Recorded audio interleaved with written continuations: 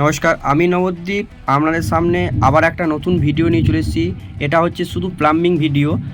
এটা বাথরুমে কিভাবে ডাইভার্টার ফিটিং ও অ্যাডপ্টার ফিটিং কিভাবে করবেন আপনারা, সেটা আমি আপনাদেরকে দেখাবো। চলুন দেখে নেওয়া যাক।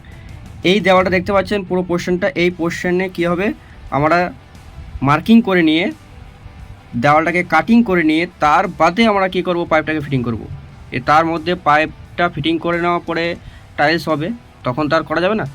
চলুন, এই যে দেখতে পাচ্ছেন দাগটাকে আমরা দিয়ে দিচ্ছি না, নিচে দেখতে পাচ্ছেন দাগটা যাচ্ছে, এই দাগটা হচ্ছে আমাদের মেন লাইন, মানে নর্মাল জল আসবে।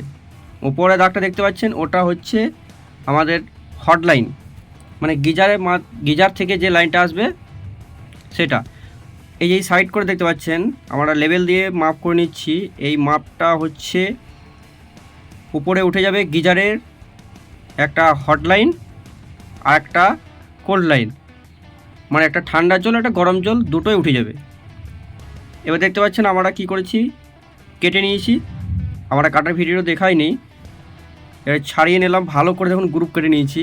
তো গ্রুপ কেটে নেওয়ার পরে এই যে অ্যাডপ্টারটা আমরা কীভাবে সেট করবো দেখুন, পুরো ছক করে নিয়ে দেখুন পুরোপুরিভাবে আমরা এটাকে মেজারমেন্ট করে সেট করে নিয়েছি। ডান দিকেটা হচ্ছে ঠান্ডা জল, বাঁ দিকেটা হচ্ছে গরম জল, উপর দিকে চলে যাবে শাওয়ার। এই দেখুন ভালো করে দেখুন, দেখতে পাচ্ছেন উপরে বাঁ দিক সাইড করে যেটা আছে এটা হচ্ছে শাওয়ার, ঠান্ডা জল ও গরম জল। এবার দেখুন ভিডিওটা ভালো করে দেখুন, এইখান থেকে বেরিয়ে আসছে ঠান্ডা ও গরম। গরমটা উপর দিক থেকে যে বাঁ দিকে কলটা দেখতে পাচ্ছেন, এইখানে হবে আমাদের গরম জল, এদিকটা হবে ঠান্ডা জল। উপরকার পোর্শনটা দেখতে পাচ্ছেন পুরোপুরিভাবে আমরা শাওয়ারে উঠে গেছি। এবারে ডান দিকে চলে যাচ্ছে, এটা একটা ফোসেট, মানে আমাদের এখানে কোমোড বসবে। কোমোডের জন্য উপরের জন্য সিস্টেম বক্স, নিচে থেকে লাইনটা চলে যাচ্ছে একটা ডাইনিংয়ে বেসিন হবে, তার জন্য একটা পয়েন্ট ছেড়ে গেছি। ভিডিওটি ভালো লাগলে চ্যানেলটাকে সাবস্ক্রাইব করুন।